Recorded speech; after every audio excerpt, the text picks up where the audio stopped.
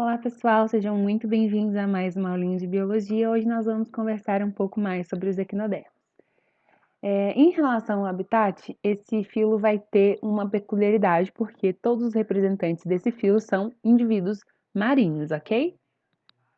Em relação à sua simetria, diferentemente do padrão que a gente vinha seguindo, nós temos aqui uma simetria radial, tá?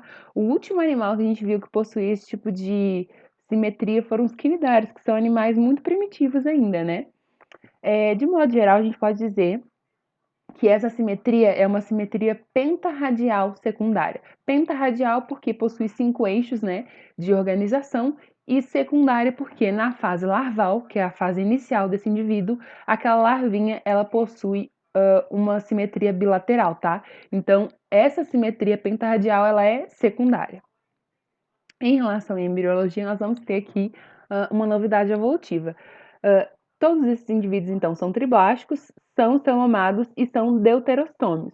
E isso aqui é uma grande novidade evolutiva, né? Os únicos indivíduos deuterostômios que nós conhecemos são os equinodermos e os cordados, tá? Não sei se você se recorda, mas os deuterostômios são aqueles indivíduos cujo blastóporo, que surge lá na gastrulação, para dar origem primeiramente ao ânus, e à medida que esse tubo digestivo vai se desenvolvendo, surge no final a boca, tá bem? E nesse momento eu quero destacar para vocês 3 características que vão assemelhar os equinodermos dos cordados. A primeira característica é a deuterostomia, né, que é o surgimento do ânus primeiro para depois surgir a boca. A segunda característica é a presença de um esqueleto de carbonato de cálcio, né? Então aquele exoesqueleto das estrelas do mar, por exemplo, é muito a composição dele é muito similar aos nossos ossos. E por fim, a presença de um celoma enterocélico. Tá, mas o que isso quer dizer? Nós sabemos que o celoma é uma cavidade que vai abrigar os órgãos. Nessa imagem aqui, em azul, nós temos representado o endoderma, tá? Que está formando aqui o arquêntero, que é aquele intestino primitivo, tá? Que vai surgir lá no embrião. Em amarelo, nós temos o ectoderma e aqui em rosinha nós temos um bloco de mesoderma que vai dar origem, então, ao celoma. Quando nós dizemos que a formação do celoma é esquizocélica, esquizo quer dizer fora. Então quer dizer que esse celoma ele surge de fora e não tem nenhuma relação com o intestino primitivo. Esse tipo de celoma está presente nos anelídeos, nos moluscos e nos artrópodes, ok? Que são os animais celomados que a gente tem. Já aqui em cima nós temos a exemplificação do surgimento do celoma nos equinodermos e nos cordados, que são os seres mais evoluídos, vamos assim dizer. O que vai acontecer? No teto do arquêntero, que é o intestino primitivo, eu vou ter um grupo de células que vai se diferenciar, originando a mesoderme. Esse bloco de mesoderme, né, esse conjunto de células diferenciada, vai se expandir e vai formar o celoma até que ela perde a comunicação com o intestino primitivo, né? E essa cavidade fica completamente formada. Então a gente diz que essa formação é enterocélica porque ela vem do arquêntero, que é o intestino primitivo. E quem possui esse tipo de formação são apenas os equinodermos e os cordados. Então, relembrando as 3 características que vão aproximar os equinodermos dos cordados é a formação do celoma enterocélica, a presença de um esqueleto formado por carbonato de cálcio e a deuterostomia, ok? Seguindo, então, uma outra característica super importante aqui nos equinodermos é o sistema ambulacral ou o sistema hidrovascular. É um sistema que vai permitir a entrada e a saída de água e que é muito importante para a distribuição de nutrientes, para a eliminação de toxinas e também para a movimentação desses animais. Ambulacrário vem de ambular, né, que tem o significado de andar meio sem rumo, tá bem? Então, nesse sistema hidrovascular, eu vou ter diversos canais por onde essa água vai circular, tá? Primeiro, aqui nessa região que a gente chama de placa madrepórica, eu vou ter um canal pétreo por onde a água ingressa, tá? Aqui não tá mostrando. Após o ingresso da água por esse canal pétreo, eu vou ter, então, essa água passando nesse canal circular que está em volta aqui da placa madrepórica.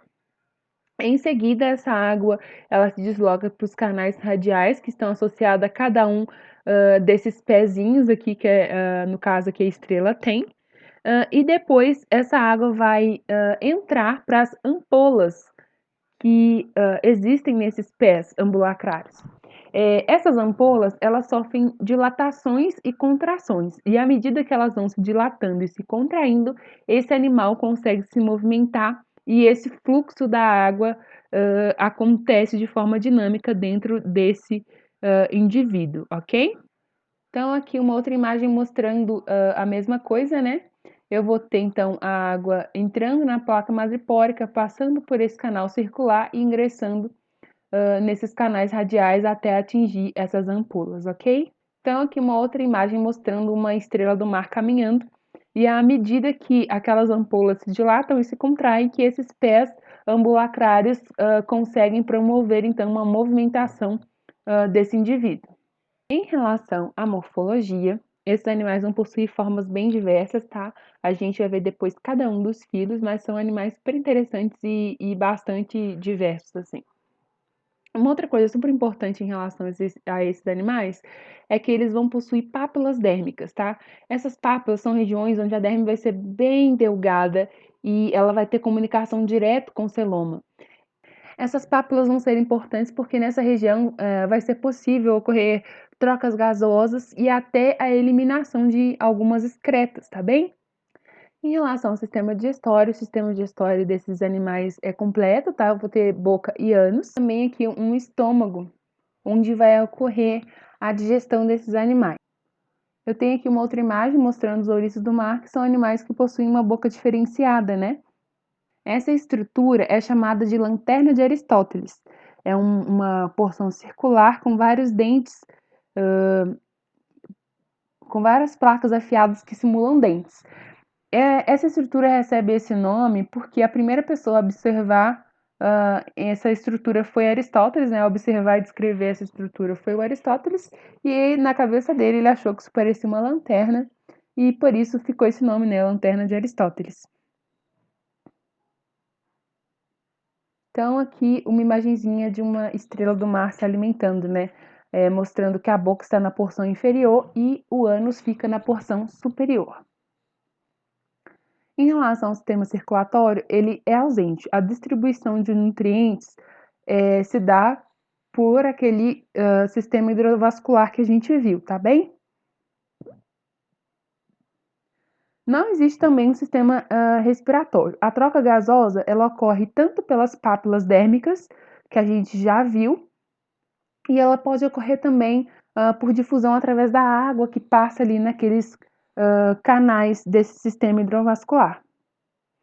O sistema excretor também está ausente, então tanto a água pode levar para fora um pouquinho das excretas, tanto nessa região dérmica existe uma comunicação com o celoma e por difusão essas excretas nitrogenadas podem ser eliminadas do corpo desses indivíduos. Em relação à reprodução, eles possuem uma reprodução sexuada, tá? Eles são animais dioicos, isso significa que eu tenho um macho e uma fêmea. A fecundação é externa, tá? Então, cada animal põe o seu gameta e o encontro dos gametas ocorre, então, na água. Eles são ovulíparos porque a formação do ovo se dá totalmente fora, né, do corpo da mãe, e o desenvolvimento é indireto porque eles passam por uma fase larval. Além disso, eles podem ter também um tipo de reprodução assexuada, que é a regeneração. Então, se uma parte de uma estrela do mar, por exemplo, é quebrada, aquela parte que foi quebrada pode dar origem a um novo indivíduo e também aquele pedacinho ele consegue se regenerar, tá? Então, as estrelas do mar possuem um poder de regeneração muito grande. Por hoje era isso, pessoal. Nós nos vemos numa próxima aulinha.